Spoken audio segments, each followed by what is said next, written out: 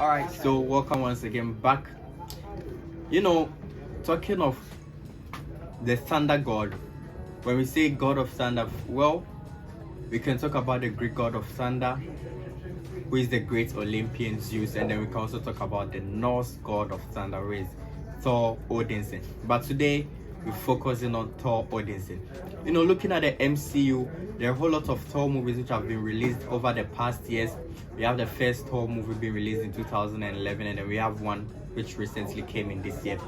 4 movies about the Thor Odinson, the god of thunder in Norse mythology, who is actually one of the huge superheroes we can find out in our superhero world today. Now, 4 movies of Thor being released in 2011. We had Thor being released.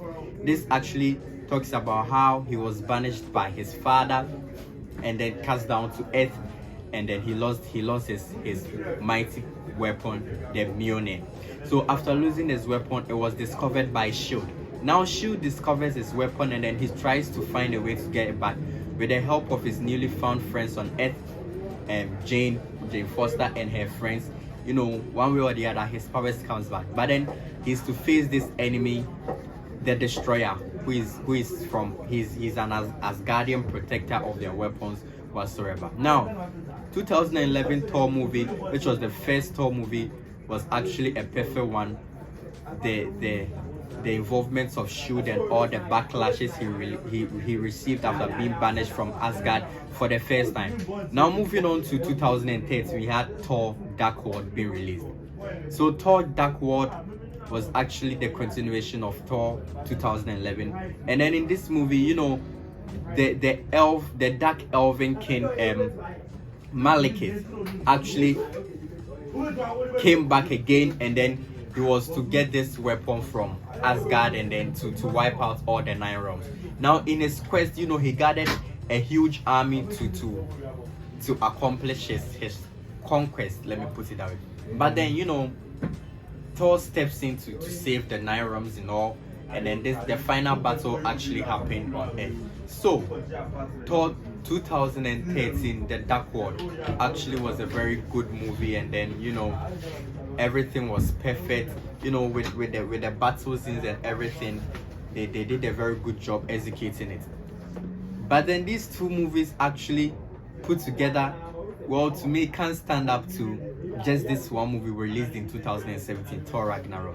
So far, it is the best Thor movie I've ever watched for myself, where from the start, in the beginning, he has to face this giant lava monster, losing his hammer to his sister Hela, and then, you know, losing his power sort of, and then trying to rescue Asgard from Hela's hands. You know, so Thor, after defeating this monster, goes up there. After his father's death, you know, Hela comes in to reclaim her rightful possession. But then over the past years, you could find out that Odin actually didn't tell Thor about Hela, where Hela being the first daughter of Odin, and then all that, where they actually didn't get to, you know, have a feel of their relatives somewhere, that in a case which actually happened in Thor Ragnarok, they could find out, okay, this is a relative to us, so this is how we associate ourselves to this person. But then Hela comes in with her intention of taking Asgard for herself, destroys Mjolnir, and then, you know, Thor is then taken off to another planet, where he serves as a prisoner. There he meets Hulk. You know, he goes to meet the Hulk, and then they battle, and then later on he returns to his human form and all that. He recruits Valkyrie and all those people to help him in his conquest, to fight Hela to take Asgard back.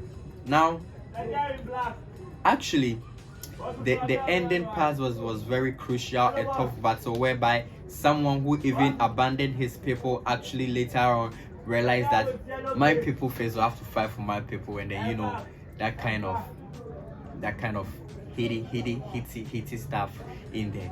Now in 2022, we had the 4th Thor movie being released, Thor Love and Thunder. Well, with the past 3 Thor movies which have been released, I feel like this is the poor Thor movie I've ever watched for myself.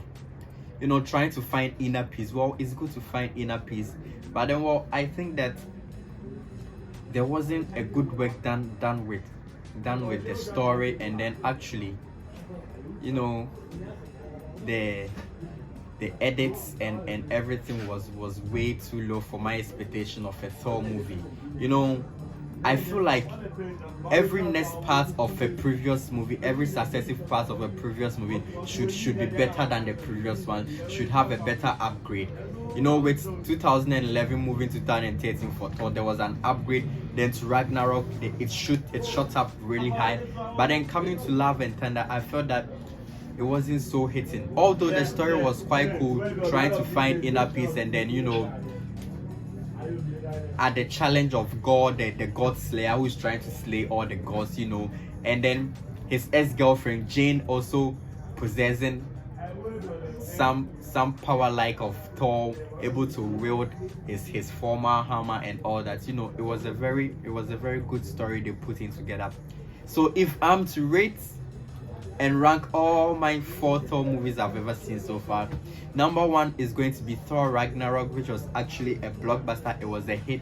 It did a very good job, and then it made people love the superhero character Thor very much. Number 2 is going to be Thor the Dark World 2013. You know, the Dark Elven army and all those fight scenes was incredible, excellent. Number 3 is going to be the first Thor movie, which was released in 2011, Thor.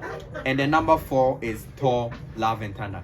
But then I don't know how you feel about my arrangement, but then, you know, you can let me know right down there in the comment section, and then I'll love to read and reply to you all. Thank you once again for watching me. Don't forget to subscribe if you haven't. Like, comment and share.